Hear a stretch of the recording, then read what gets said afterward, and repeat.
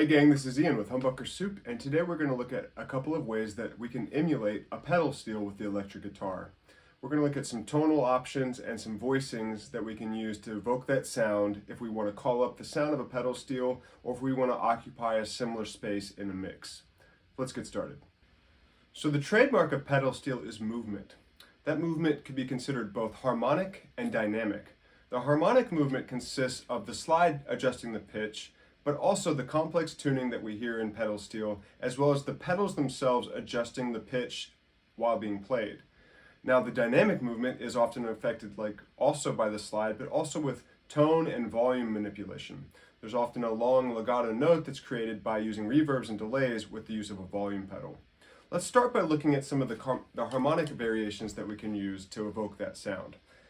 This is a phrase that we can use to go from a 5 chord to a 1 chord. What we're doing here is we're playing a dominant 7 chord and resolving it to a 1 with a 6 in it.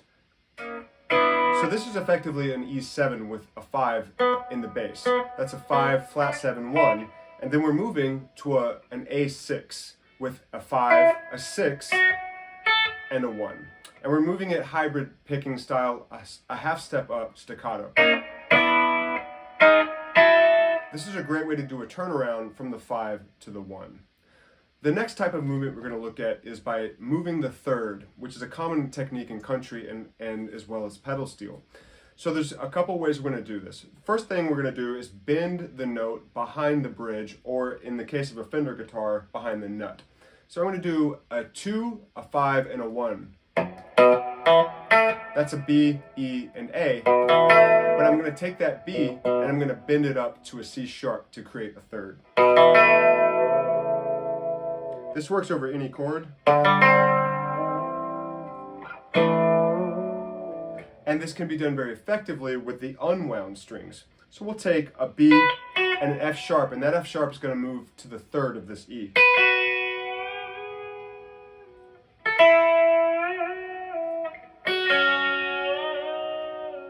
What we're doing there is we're moving that third up as if it's being played by the pedal.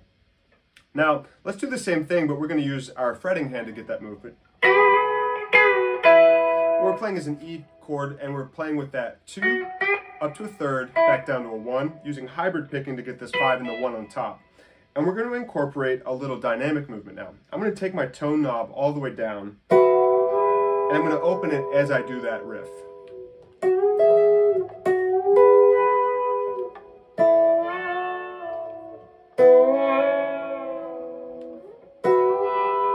What we're doing is controlling that movement both harmonically and dynamically. Now let's tune this guitar up a half step to a G sharp. Now the G is now a G sharp, and we're getting a major triad on the open 3 strings. So that's an E chord with a third on the bottom. This is a very convenient chord for this purpose because we can move it all around the fretboard and get that movement that we've heard in pedal steel. It's also a very convenient way to play slide because these 3 strings are unaffected by the other strings.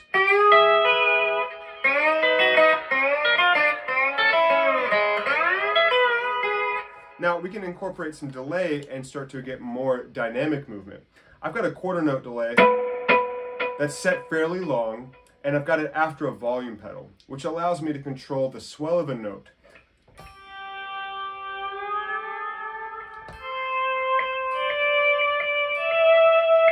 I can do single notes or I can do double notes.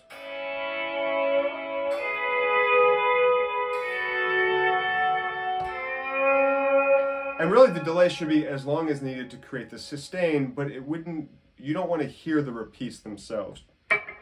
You just want to hear the sustained notes. So by working with the volume pedal,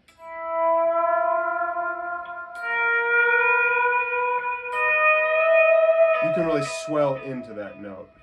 And the slide can be used as little or as long of an interval as you want. You can start by playing up a 5th, or as little as a half step.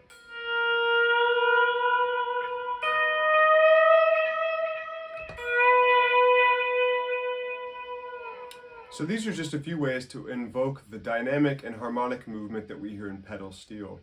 It's fun to try different ways of using this and applying it to different types of music with distortion or fuzz or any kind of other effects we might think are fun.